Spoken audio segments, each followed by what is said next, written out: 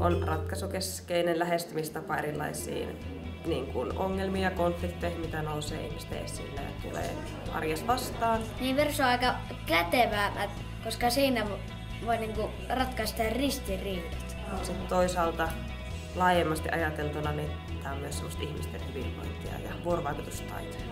Vertaissovittelu on oppilaiden keino puuttua kiusaamiseen.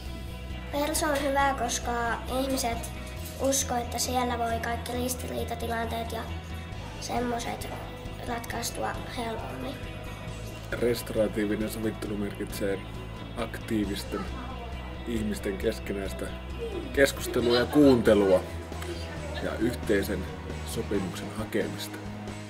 Sovittelussa selvitetään asia eikä etsitä syyllistä. Sovittelu on realistinen kuva ihmisten välisestä dynamiikasta. Minä sovittelen, koska tunnen olevani luotus siihen. Sovittelen, koska pääsen osalliseksi inhimillisen kasvun seikkailuun.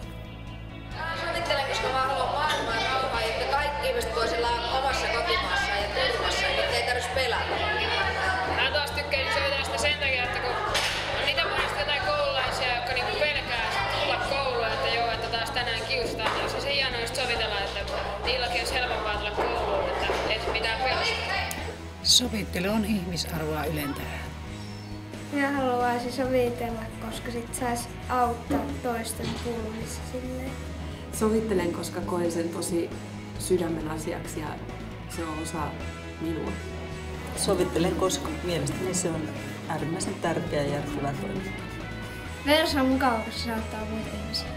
Sovittelu on tärkeää, koska on tosi tärkeää, että ihmiset tulee toimeen keskenään.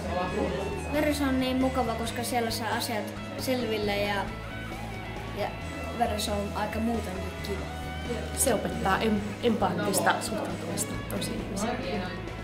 Olen oppinut auttamaan muita paljon paremmin kuin joskus ennen. Sovittelusta saan työn iloa. Verso olisi hyvä, jos kaikissa kouluissa sitä käytettäisiin myös. Sovittelen, koska se parantaa yhteisöä. Sovittelijataidoista on tai voi olla hyötyä myös tulevissa ammateissa. Verso rulaa!